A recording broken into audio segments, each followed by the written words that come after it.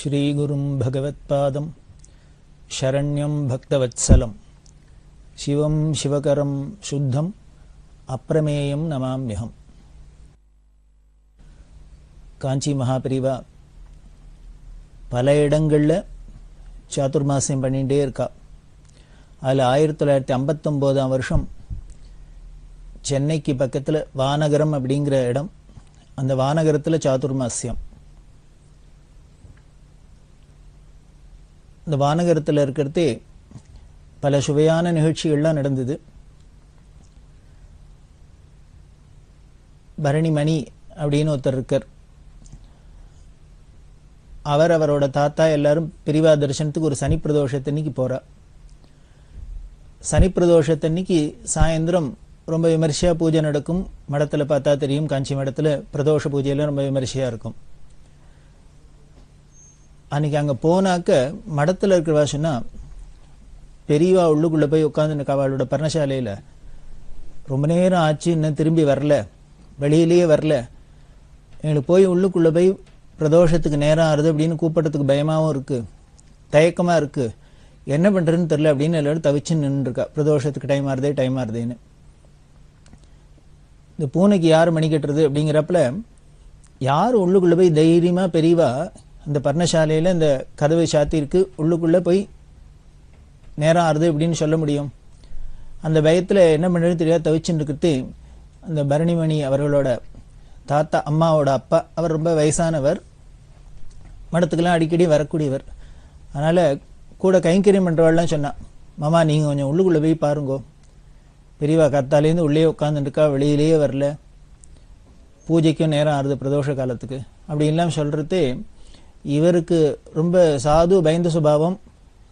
எல்லாரும் அவாவா யோஜனை பண்ணுறது, நாம் எப்படி போகிறது அப்படின்னு தயங்கிட்டு பயந்தர்.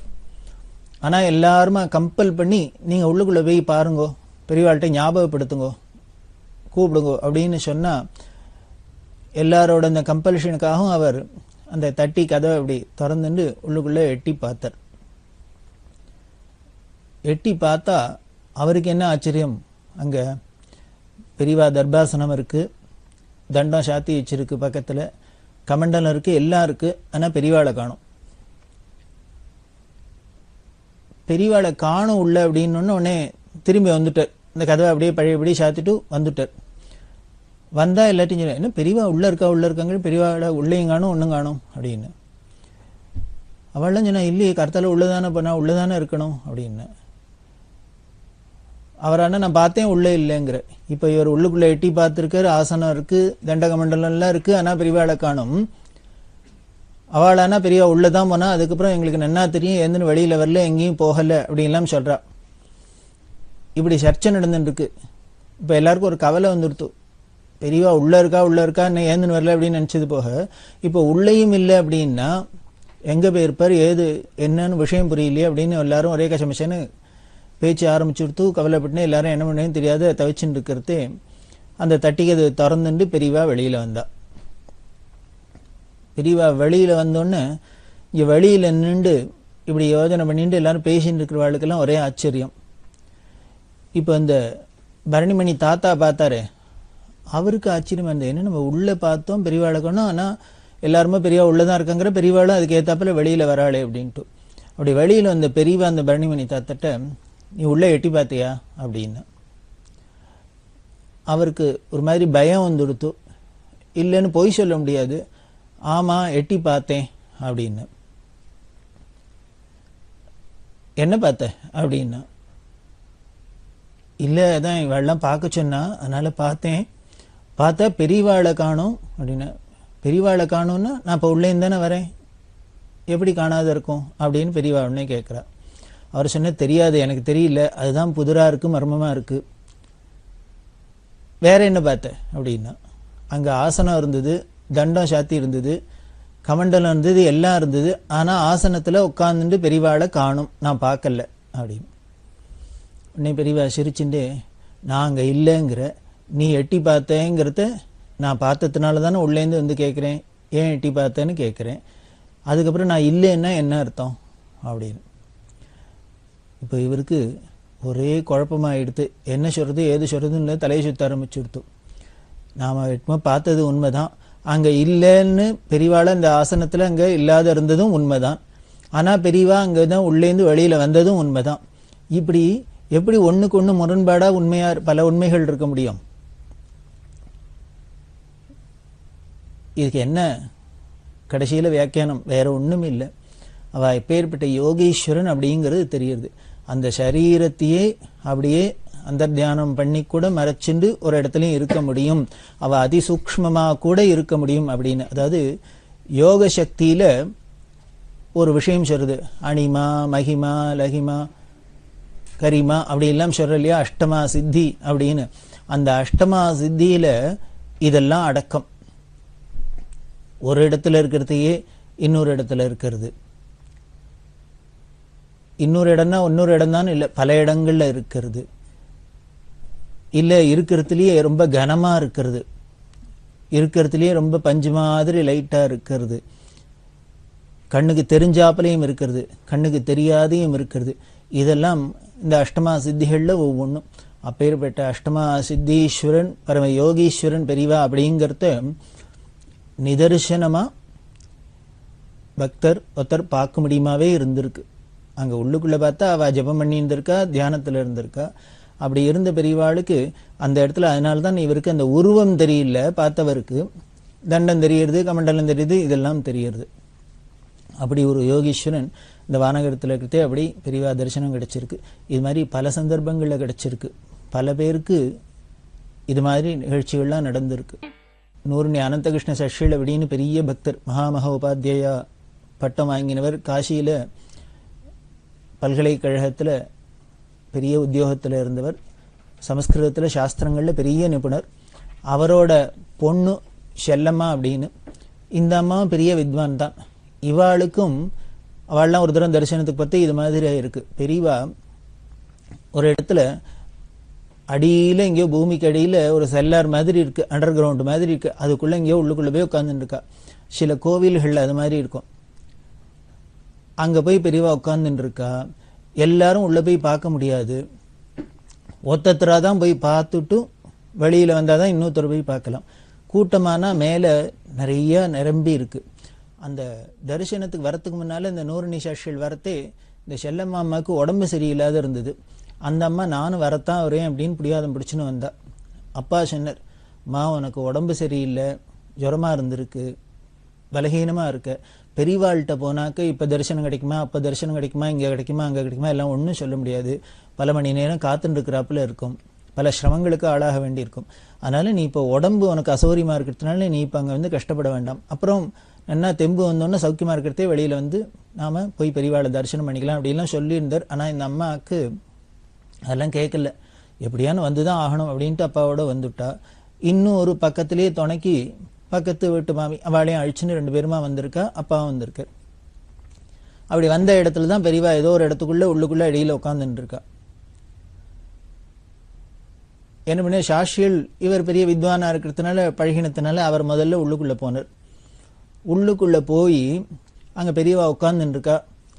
இவர் வந்தோடனே சாஷியில பார்த்தா வா அப்படின்னு சொன்னா உட்காத்தி வச்சா. அந்த பெரியவா ஒருத்தர் உட்கார்ற, இன்னொருத்தர் இப்படி இடுக்கின்னு நிக்கலாம் அந்த இடத்துல. ஆனா இவர் சாஷியில உட்காத்தி வச்சா. மணிக்கணக்க சாஸ்திரத்தை பத்தி பேச ஆரம்பிச்சுட்டா. பேச ஆரம்பிச்சா மணி 1/2 மணி ஆச்சு, 3/4 மணி ஆச்சு, 1 மணி நேரம் ஆச்சு. இப்படி மணி ஆயிண்டே போறது. பெரியவாளன்னா உட்காந்து ரொம்ப சீரியஸா சாஸ்திர விசாரம் பண்ணிட்டு இருக்கா, இவரோட பேசிட்டு இருக்கா நூறுனி சாஸ்திரியோட. அவருக்கோ இந்த பேச்சுல ஓடுறத விட கவலை, ஒரு மாதிரி மனசுல தாபம் இருந்துட்டு, என்ன பொண்ணை அழிச்சுன்னு வந்திருக்கோம், அவ மேல இருக்காளே காத்துட்டு இருக்கா தரிசனத்துக்கு, அவ்வளோ உடம்பு சரியில்லாதோ, அங்க நிக்க வைக்க முடியாது, வெளியில ஏன்னா ஒரே வெயிலும் எதுலுமா இருக்கு, அங்க உட்காரத்துக்காரத்துக்குலாம் வசதி ஒண்ணும் இல்லை, அப்படி நின்றுட்டு இருக்காளே தரிசனத்துக்கு வந்திருக்காளே அப்படின்னு நம்ம வெயிட் பண்ணிட்டு இருக்காளேன்னு அவருக்கு தாப்பம். 2-3 தரம் பெரியவாள்கிட்டையும் சொல்லியிருக்க, செல்லமா வந்திருக்கா, மேல நிக்கிறா அப்படின்னா பெரியவா அதெல்லாம் காதுல வாங்கிக்கல. இவ பாட்டுக்கு பேசாத பேசிகிட்டே இருக்கா. இப்படி 1 மணி நேரத்துக்கு மேல நடந்துருத்தோ. அதுக்கப்புறம் 1.5 மணி நேரம் 1.5 மணி நேரம் கழிச்சு பெரியவா சரி போயிட்டு வா அப்படின்னா உத்தரவு கொடுத்து சாட்சியில அனுப்புறா. அப்போ இவர் சொன்ன, குழந்தை மேல காத்துட்டு இருக்கான்னு சொன்னேன், தரிசனம் கிடைக்கிறதுக்காக வந்திருக்கா, பெரியவா தரிசனம் கொடுக்கணும், அனுகிரகம் பண்ணும் அப்படின்னு. எல்லாம் ஆயிடுத்து, கிளம்பு அப்படின்னு விட்டா. இவர் உத்தரவு கொடுத்துட்டா வெளியில மேலே ஏறி வந்துட்டார். வந்தா அவருக்கு புரியல, நம்மளோட கண்டு பெரியவா பேசிட்டு இருக்கா, தரிசனம் பண்ணும் அப்படின்னா ஒன்னும் அந்த அம்மா கீழே இறங்கி வந்து அந்த குகைக்குள்ள பார்க்கணும், இல்லையா பெரியவா மேல வந்து தரிசனம் கொடுக்கணும். அது இல்லாத பெரியவா நம்மளோட தான் பேசிட்டு இருக்கா, ஏந்துன்னு போகல, அவளும் கீழே இறங்கி வரல, வர முடியாத இடம் இல்லை. இப்படி இருக்கிறதே பெரியவாள்கிட்ட தரிசனம் கிடைக்கணும் அப்படின்னா எல்லாம் ஆயிடுது அப்படின்னு சொன்னாக்க புரியல. வழியில வந்தோடனே பொண்ணுகிட்ட சொன்னார், நான் அதுக்குத்தான் சொன்னேன், பெரியவா போனாக்க வித்வான்களை பார்த்தா ஏன்னா எந்த பேச்சு எடுத்துப்பா எத்தனை நேரம் பேசோ ஒன்றும் தெரியாது, நான் போனதுனால ஏதோ சாஸ்திரத்தில் பேச்சு வந்துடுத்தோ அப்படியே வளர்ந்து போயிடுத்து, அதுக்குத்தான் சொன்னேன் உன்னால இங்கே நிற்கவும் முடியாது, வெயிலாகவும் இருக்குது, இப்போ தரிசனத்துக்கு வர வேண்டாம், உனக்கு சரீரம் இடம் கொடுக்காதுன்னு சொன்னேன், நீ தான் கேட்காத வந்த பத்தியா அப்படின்னு சொன்னா. அப்போ அந்த அம்மா சொன்னா, இல்லையே பெரியவா தரிசனம் பண்ணினேனே அப்படின்னு. இவருக்கு இப்போ ஷாக்காக போயிடுத்து, பெரியவா நம்மளோட பேசின்னு இருக்கா, பெரியவா என்னடான்னாக்க மேலே அவள் செல்லமாக காத்துட்டுக்கா தரிசனம் கிடைக்கணும் அப்படின்னா எல்லாம் ஆயிடுத்து அப்படின்னு பெரியவாளும் வார்த்தை. இங்கே மேலே வந்து பொண்ணுட்ட சொன்னாக்க அந்த அம்மா சொல்றா, என்ன சொல்றாள், பெரியவா வந்தா நான் பார்த்தேனே தரிசனம் பண்ணியாச்சு, வந்தனம் பண்ணேன் எல்லாம் பண்ணேன் அப்படின்னு அவ சொல்றா. எப்படி நடக்கும்? அதுலேயும் ஒரு வேடிக்கை என்னன்னா, அந்த செல்லம்மா சொல்றா, பெரியவா மேலே வராளாம், மேலே வந்தாக்க இந்த அம்மா பார்த்துட்டு பெரியவா வந்துட்டா நமஸ்காரம் பண்ணு அப்படின்னு நமஸ்காரம் பண்றா.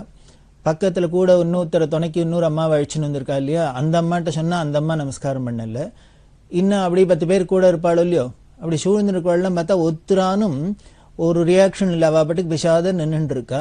இந்த செல்லம்மா மட்டும் பதறா, இன்னும் பெரியவா வந்திருக்கா, எல்லாரையும் வரலாம் நமஸ்காரம் கூட பண்ணாத நிற்கிறாளே அப்படின்னு இவத்தை வச்சு நிற்கிறா. அதுக்கப்புறம் தான் அந்த அம்மாவுக்கும் புரிஞ்சுது, சாட்சிகளுக்கும் புரிஞ்சுது, இவா யோகீஸ்வரனா இருக்கிறதுனால கீழே ஒருத்தரோட பேசிகிட்டே இருக்கிறதையே மேலே ஒருத்தருக்கு தரிசனம் கிடைச்சிருக்கு. அதுல கூட அத்தனாம் பெரிய கூட்டத்துல இந்த செல்லம்மா கண்ணுக்கு மட்டும் தெரிகிறாப்புல வந்து ஒரு தரிசனம். இப்படி ஒரு அற்புத மூர்த்தி பெரியவா. அந்த வானகரத்தில் இருக்கிறதையே இன்னும் பல சுவாரஸ்யமான நிகழ்ச்சிகள். பெரியவா என்ன பண்றா, வானகரத்தில் சாதுர்மாசத்தில் இருக்கிறது எய்த்தாப்புல கூவம்னு ஒரு நதி, தக்கோலம் அப்படின்லாம் இருக்கு, இளம்பையங்கோட்டூர் அப்படின்லாம் இருக்கு. அதுக்கு பக்கத்துலேருந்து கூவம்னே ஒரு ஊருக்கு பேர். அந்த இடத்துல கூபம் அப்படின்னா சம்ஸ்கிருதத்தில் கிணறுன்னு பேர். அந்த ஒரு கிணறு இருக்கு, அந்த கிணத்துலேருந்து ஒரு நதி உற்பத்தியாகி வருது. இப்போ எப்படி தலக்காவேரியில் கூர்கில் இத்தனோண்டு சின்ன குளம் மாதிரி இருக்கு, அங்கேருந்து ஒரு பெரிய நதியா பிரவாகம் வரதோ, அதை போல இந்த சின்ன கிணத்துலேருந்து உற்பத்தியாகி இது பெரிய நதியா வருது, கூவம்ங்கிற நதி. அதனால இந்த கூபம் அப்படிங்கிற அந்த சம்ஸ்கிருத வார்த்தை தான் கூவம் அப்படின்னு தமிழ்ல இருக்கு. அது ஒரு பெரிய நதி, புண்ணிய நதி. எய்த்தாப்புல இந்த வானகரத்தில் எய்த்தாப்புல பார்த்தீங்கன்னா ரோட தண்ணா அந்த பக்கம் இந்த கூவம் நதி ஓடி வருது. திருவேற்காடு அப்படிங்கிற க்ஷேத்திரமே இந்த கூவத்தோட நதிக்கரையில தான் இருக்கு. அப்படி இந்த கூவத்துல அந்த காலத்துல தண்ணி எல்லாம் ஓடி இருந்திருக்கு. சில சமயங்கள்ல ஓடும், சில சமயங்கள்ல ஓடாது. இந்த சாதுர்மாசியம் முடிஞ்சு இந்த ஐப்பசி மாசத்துல துலா ஸ்நானம் அப்படின்னு ரொம்ப விசேஷமா சொல்லுவா. துலா ஸ்நானம் பண்றது அப்படின்னு. அந்த துலா ஸ்நானத்துக்காக மாயவரத்துக்கு பெரியவா போப்பரா அப்படின்னு ஒரு பேச்சு அடிபட்டது. ஏன்னா மாயவரத்துல துலா ஸ்நானம், துலா காவேரி ஸ்நானம் ரொம்ப விசேஷம் அப்படிங்கிறதுனால பெரியவா மாயவரம் போப்பரா அப்படின்னு பேச்செல்லாம் அடிபட்டது. பேச்சு அடிபடுறதே வழிய இது நிஜமா பொய்யா என்னன்னு தெரியல. அப்போ இதே இந்த நூர்னி அனந்தகிருஷ்ண சாஸ்திரியோட பொண்ணான செல்லம்மா, அந்த அம்மாவுக்கு ஒரே சந்தேகம். எல்லாரும் அவ வதந்தி மாதிரி சொல்லிக்கிறா, பெரியவாளானா இங்கேருந்து ஒன்றும் கிளம்புறாப்புல தெரியல, இதோ இப்போ இன்னும் 2 நாள்ல துலா மாசம் பிறக்க போறது, அப்படி இனிமேல் மாயவரத்துக்கு போனால் இங்கேருந்து வானகரத்துலேருந்து மெட்ராஸ்லேருந்து போகணும்னா எப்படி போனா கூட, நடந்து போனா கூட, இதில் போனா கூட, மேலால போனா கூட டைம் ஆகும். 2 நாளைக்குள்ள எப்படி போய் சேர்ந்துருவாளா மாட்டாளா அப்படிலாம் யோஜனை பண்ணிட்டு என்ன பண்ணா, இது வதந்தியா இது இல்லை நிஜமா பொய்யா அப்படின்னு தெரிஞ்சுக்கணுங்கிறதுக்காக பெரியவாள்கிட்டயே ஒரு நாளை கேட்டான். ஆமா பெரியவா எங்கேயோ துலா ஸ்நானத்துக்கு மாயவரத்துக்கு போறேங்கிறாளே காவேரிக்கு, எல்லாரும் பேச்சு அடிபடுறதே வாஸ்தவமா அப்படின்னா. உன்னை பெரியவா அப்படியா சொல்றா எல்லாரும் அப்படின்னா. ஆமா அப்படிதான் பேச்சு அடிபடுறது, பெரியவா ஏதோ காவேரி ஸ்நானத்துக்காக துலா ஸ்நானத்துக்காக மாயவரம் போறான்னு சொல்றா. இது சொன்னோன்னு உடனே பெரியவா சிரிச்சுன்னு, அதெல்லாம் ஒன்றும் இல்லை, எங்கேயும் போல, இந்த வருஷம் துலாஸ்நானம் கூவத்தில் தான் போ அப்படின்னா. இந்த அம்மாவுக்கு கன்ஃபார்ம் ஆயிடுது, அப்பாடா பெரியவா அந்த ஊரை விட்டு கிளம்ப போகிறதில்ல, இங்கே தான் இருக்க போகிறா அப்படின்னு. இதில் விஷயம் என்ன, அதுதான் சுவாரஸ்யம். இப்போ பெரியவா இந்த அம்மாட்ட என்ன சொன்னா, அதெல்லாம் இங்கேயும் இல்லை போ, இந்த வருஷம் துலாஸ்நானம் கூவத்தில் தான் அப்படின்னு சொன்னாலோ இல்லையோ. கூவமான அப்போ தண்ணி ஓடலை. எல்லாருக்கும் ஆச்சரியமா இருந்தது, என்ன பெரியவா கூவத்தில் ஸ்நானம் பண்ண போறேங்கிற, தண்ணியே கிடையாது அப்படின்னுட்டு. ஆனால் அன்னைக்கு ராத்திரி மழை பெய்ய ஆரம்பிச்சுது. அப்புறம் நடுப்புற 2 நாள் இருந்தது இல்லையா, அந்த ஒரு நாள் 2 நாள்ல மழைன்னா மழை, அப்படி ஒரு மழை கொட்டி தீர்த்து. பொதுவாகவே ஐப்பசி மாசம்லாம் அடமழை அப்படின்லாம் சொல்லுவோம்.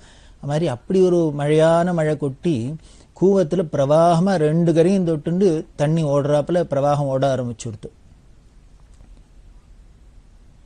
இப்படி தண்ணி ஓட ஆரம்பிச்சது அதிசயமா இருந்து, பார்த்தவாளுக்கெல்லாம் அதிசயமா இருந்தது. இனி அது நேற்று வரைக்கும் முந்தானேத்து வரைக்கும் வறண்டு இருந்த இந்த நதி இன்னைக்கு இப்படி 2 கரையும் தொட்டுன்னு தண்ணி பிரவாகமா ஓடுறதே அப்படின்னு. அது எய்த்தாப்புல பெரியவா இருந்ததுனால தினம் அந்த துலா மாசம் 1ஆம் தேதி, ஐப்பசி மாசம் 1ஆம் தேதியிலேருந்து போய் தினம் காத்தால துலா ஸ்நானத்துக்கு இந்த கூவத்தில் போய் ஸ்நானம் பண்ணினான். அதுதான் அந்த செல்லம்மா சொல்லுவோம், எப்பேற்பட்ட சத்தியசந்தன வாக்கு எவ்வளவு திருசத்தியம் அப்படின்னு தெரியறது. நான் கேட்கறதே பெரியவா சொன்னா, எல்லாம் ஒன்றும் இல்லை, இந்த வருஷம் துலாஸ்நானம் கூவத்தில் தான் அப்படின்னு சொன்னா, இது ஏதோ விளையாட்டா சொன்னாப்புல இருக்கு. அந்த சமயத்தில் பெரியவா சொல்றதே கூவத்தில் நதி தண்ணியும் இல்லை. அப்படி இருக்கிற சமயத்துல கூட பெரியவா சொன்னதுதான் போல இருக்கு. அந்த ஞானிகளா இருக்கிறதுனால அவ வாக்குக்கு இந்த பஞ்சபூதங்களும் கட்டுப்படுறது. மழை பெய்யினா பெய்யறது, நில்லுனா நிற்கிறது, இதை பண்ணுனா பண்றது, பண்ணாதனா பண்ணாது அப்படின்னு பஞ்சபூதங்களும் இந்த ஞானிகளுக்கு கட்டுப்பட்டது. ஏன்னா அதுதான் தபஸ் அப்படிங்கிறது. இப்ப இந்த கூவத்துல தண்ணி ஓடி அவ சொன்ன வாக்கு பொய்யாகாத தினம் கூவத்துல துலாஸ்நானம் பண்ணினா. அப்படி ஒரு வாக் விலாசம் சத்திய வாக் அப்படின்னு சொல்றோம். அதை சொன்னதுதான் அப்படின்னு. அப்படி இந்த வானகரத்தில் இருக்கிறதே தான் நடந்தது. இன்னைக்கு அப்புறம் அப்பேற்பட்ட புண்ணிய நதியா இருந்தா கூட அதுல ஸ்நானம் பண்றாப்பெல்லாம் இன்னைக்கு காலகட்டத்துல என்னமோ அது பல மாசுபடுத்தி நாம வச்சிருக்கோம், அவ்வளவுதான். நம்மளதான், அதாவது நாம முக்கியம் பண்ண வேண்டியது என்னென்ன அப்படின்னா, நம்ம சாஸ்திரமே என்ன சொல்றது, எங்கெங்கெல்லாம் நீர்நிலைகள் இருக்கோ, நதியா இருக்கட்டும், ஆறா இருக்கட்டும், குளமா இருக்கட்டும், ஏரியா இருக்கட்டும், எதுவா இருந்தாலும் அதுல போய் எப்படி எல்லாம் அதை நாம உபயோகப்படுத்தணும்னு சாஸ்திரம் நமக்கு சொல்லித்தருது. இன்னைக்கு நாம மாசு கட்டுப்பாடு அப்படின்லாம் சொல்லி பொல்யூஷன் கண்ட்ரோல் அப்படிங்கிறதுக்கு என்னெல்லாமோ கோடிக்கணக்கில் செலவழிக்கிறோம், திட்டம் போடுறோம். ஆனா அந்த பொல்யூஷன் ஒன்றும் கண்ட்ரோல் ஆகல. ஆனா சாஸ்திரம் சொன்னபடி நம்ம நடந்தாலே என்ன பண்றோம், ஒரு பொல்யூஷன் கிடையாது. சாஸ்திரம் என்ன பண்றது, நாம பொல்யூட் பண்ணிட்டு அப்புறம் அதை போக்குறதுக்கோ இல்லை கண்ட்ரோல் பண்றதுக்கோ நாமெல்லாம் திண்டாடிட்டு இருக்கோம். சாஸ்திரம் என்ன சொல்லணும், பொல்யூட்டே பண்ணப்படாதுங்கிறது. நதிகளில் போய் ஸ்நானம் பண்ண போனா எப்படி முதல்ல எதை காலை வச்சு இறங்கணுமா, கையை வச்சு இறங்கணுமா, அங்க எச்ச துப்பப்படாது, மலமூத்திராதி விசர்ஜனங்கள்லாம் அங்க பண்ணப்படாது. அப்படி எங்கேயானு நதிக்கரையில போய் மலமூத்திர விசர்ஜனம் பண்ணினா கூட தள்ளி போய் பண்ணி அதுல காஞ்ச சரகா அப்படி உதிர்ந்திருக்கிற அந்த இலைகள்லாம் போட்டு அது மேலதான் பண்ணணும், பூமிக்கு மேல டைரக்டா பண்ணக்கூடாது. பண்ணிவிட்டு அது மேல மண்ணை போட்டு அதை மண்ணால மூடிட்டு வரணும். அப்படி நம்ம அலம்பிக்கணும், சரீர சுத்தி பண்ணிக்கணும்னா கூட ஒரு பாத்திரம் எடுத்துன்னு போய் சொம்பு எடுத்துன்னு போய் அதுலேருந்து இந்த நதியிலேருந்து தண்ணி எடுத்துன்னு வந்து வெளியில தான் அதை சுத்தி பண்ணிக்கணும். அதுல எச்ச துப்பப்படாது. இது மாதிரி பல விஷயங்கள் அதுல சொல்லி இருக்கு சாஸ்திரத்துல. இது அத்தனையும் எதுக்கு, இது என்னமோ நமக்கு சாஸ்திரம் அப்படின்னு இருக்கிறதுனால நமக்கு ஏதோ ஒரு அலட்சியம். ஆனா அப்படி பார்த்தோம்னா அந்த சாஸ்திரப்படி கடைபிடிச்சுன்னு வரவா அத்தனை பேரும் ஒவ்வொரு நதியிலேயோ ஏரியிலேயோ குளத்திலேயோ அப்படியெல்லாம் அதை யூஸ் பண்ணியிருந்தாள்னா பொல்யூஷனே கிடையாது, பொல்யூஷனே வராது. நாம யாரையானும் பார்த்து அவளை மதிச்சு நாம ஒரு மரியாதை செலுத்தணும்னா அவளை உடனே நம்மளை மதிச்சு திருப்பி மரியாதை செலுத்துறாப்புல தான் இந்த பஞ்சபூதங்கள்ல இருக்கிற எல்லாத்திலையுமே நாம மரியாதையா நடந்துக்கணும். அதை ஒரு ஜடப்பொருள்களா நினைக்காத ஒரு ஜீவனுள்ள வஸ்துக்களா மதிச்சு நாம நடந்துக்கணும் அப்படின்னு தான் சாஸ்திரம் சொல்றது. இதுதான் மகான்கள்லாம் பண்ணி காமிக்கிறா. இப்ப பாருங்களேன், பெரியவா அப்படி பண்றதே பார்த்தா உடனேயே நதி ஓடி வருது அப்படின்னா எதனால, நாமள மாதிரி அவ ஒரு நதி தண்ணியோ வாட்டரையோ ஃபயரையோ காத்தையோ அவ நினைக்கல, அதை ஒரு தேவதைகளா நினைக்கிறா, அது ஒரு எப்படிலாம் அதை உபாசிக்கிறா அப்படிங்கிறதுலாம் தெரியுது. இப்படிதான் இந்த வானகரத்தில் இருக்கிறது இது மாதிரி ஒரு நிகழ்ச்சி. அதே மாதிரி வானகரத்தில் இருக்கிறதே அந்த காலத்தில் அரசாங்கத்தில் அறநிலைய பாதுகாப்புத்துறை அமைச்சராக இருந்த ஒரு பக்தர். அவர் திருச்செந்தூர் தரிசனத்துக்கு போயிருந்தார். திருச்செந்தூர் தரிசனத்துக்கு போயிருக்கிறதே அந்த திருச்செந்தூர்ல சம்பிரதாயம், அந்த வீபூதி, அந்த போத்தீஸ் அப்படின்னு சொல்லக்கூடிய அந்த பூஜை பண்ண என்னோட அந்த பன்னீர் இலை அப்படின்னு அந்த பன்னீர் இலையில வச்சு அப்படி தூக்கி போடுவா. நம்ம மேலே அடிக்காத அப்படி தூக்கி போடுவா. நீங்க கேரள சம்பிரதாயத்தில் பார்த்தீங்கன்னாலே எந்த ஊர்ல போனாலுமே அந்த நம்பூதிரிகள்லாம் ஒருத்தருக்கு ஒருத்தர் மேலே விடாதான் பிரசாதத்தை கொடுக்கறது கூட இப்படி தூக்கி தூக்கி தான் போடுவா. அப்படிதான் இந்த மந்திரிக்கும் அவ பன்னீர் இலையில விவிதியை தூக்கி வச்சு இப்படி போட்டிருக்கா. அவருக்கு பாவம் இந்த சம்பிரதாயம் தெரியாது போல இருக்கு. இப்படி இவர் கையில அடிக்காத இந்த இலையில தூக்கி அப்படி இந்த விபூதியை போட்டோன்னு அவர் என்ன நினைச்சுன்னுட்டார், நம்மள ஏதோ நம்ம மேலே இடிக்கப்படாது படக்கூடாது அப்படின்னுட்டு நம்ம அவ அப்படி பண்றா, நம்மள ஏதோ இன்சல்ட் பண்றா அப்படிங்கிறப்பல அவருக்கு ஒரு மனோபாவம் வந்துடுது. இது ரொம்ப மனசு வருத்தப்பட்டிருக்கிறவர், என்ன இப்படி ஒரு மந்திரியா இருக்கும் நம்மள இப்படி மேலே அடிக்காத இன்சல்ட் பண்ணிட்டாளே அப்படின்ட்டு. அதனால அப்போ முதலமைச்சராக இருந்த பக்தவத்சலத்திட்ட சொல்லி அவர் வருத்தப்பட்டார். உடனே பக்தவத்சலம் அன்னைக்கு ராத்திரி வானகரத்துக்கு பெரியவா தரிசனத்துக்கு வந்தவர் இதை பெரியவாள்கிட்ட சொல்றார். அவர் போனாராம், இலையில தூக்கி போட்டாலாம், அவர் கொஞ்சம் வருத்தப்படுறார் அப்படின்னு. அதுக்கு பெரியவா உடனே ஆதிசங்கர பகவத்பாதாளை பற்றி சொல்லி அதில் எல்லா பல க்ஷேத்திரங்களுக்கு யாத்திரை பண்ணிட்டு இந்த திருச்செந்தூருக்கு வரத்தே சுப்பிரமணிய புஜங்கம் அப்படின்னு ஒன்று பண்ணியிருக்காரு. அந்த சுப்பிரமணிய புஜங்கத்தில் ஒரு ஸ்லோகத்தில் அவ அந்த பன்னீர் இலையில விபூதியை வச்சு கொடுக்கிற அந்த பிரபாவத்தையே சொல்றார். அப்படி பன்னீர் இலையில அந்த திருச்செந்தூர்ல கொடுக்குற அந்த விபூதியை பார்த்தாலே அபஸ்பாரம் குஷ்டம் முதலான எல்லா மகாரோகங்களும் போயிடும். அதை இட்டுக்கணுங்கிறது கூட இல்லையா. அந்த பன்னீர் இலையில அந்த விபூதியை பார்த்த மாத்திரத்திலேயே எல்லா வியாதிகளும் பறந்து போயிடும் அப்படின்னு சுப்பிரமணிய புஜங்கத்துல ஆச்சாரியால் சொல்றா. இதுலேருந்தே தெரியுது 2500 வருஷத்துக்கு முன்னால ஆச்சாரியால் பேக்கிறதையும் அப்படித்தான் கொடுத்துருக்கான்னு தெரியுது. அதனால அது சம்பிரதாயமே வழிய இவாளுக்கு அவளுக்குன்னு இல்லை அப்படின்னு பெரியவா வியாக்கியானம் பண்ணி சொன்னோன்னு ரொம்ப சந்தோஷப்படுறார். அப்புறம் அந்த மந்திரிகிட்ட போய் சொல்ல அவர் உடனே மறுநாளைக்கே பெரியவாள்கிட்ட தரிசனம் பண்ணி இப்போ விஷயம் புரிஞ்சுட்டேன், ரொம்ப சந்தோஷம், இப்படி ஆயிரக்கணக்கான வருஷங்களா இந்த சம்பிரதாயம்ங்கிற தெரிஞ்சினேன் அப்படின்னு சொல்ல அதுதான் பெரியவாளோட பெருமை. என்ன அப்படின்னா எந்த ஒரு சம்பிரதாயத்தையும் எப்படி இருக்கோ அதை மாத்தாத இருக்கிறதுக்கு, அந்த சம்பிரதாயப்படி நடக்கிறதுக்கே தான் ஒரு சம்பிரதாய காவலரா பெரியவா அவதாரம் பண்ணினா. அதுதான் அது அவளோட அவதார நோக்கம். இப்படி நமக்கு அப்பப்போ இதில் சந்தேகங்கள்லாம் வரத்தே, நமக்கு அஜ்ஞானம் வரத்தே, அதை போக்குறதுக்கு தான் இப்படி குருன்னு ஒரு மூர்த்தி எய்த்தாப்புல உட்காந்துன்னு நம்மளோட உலா வருது.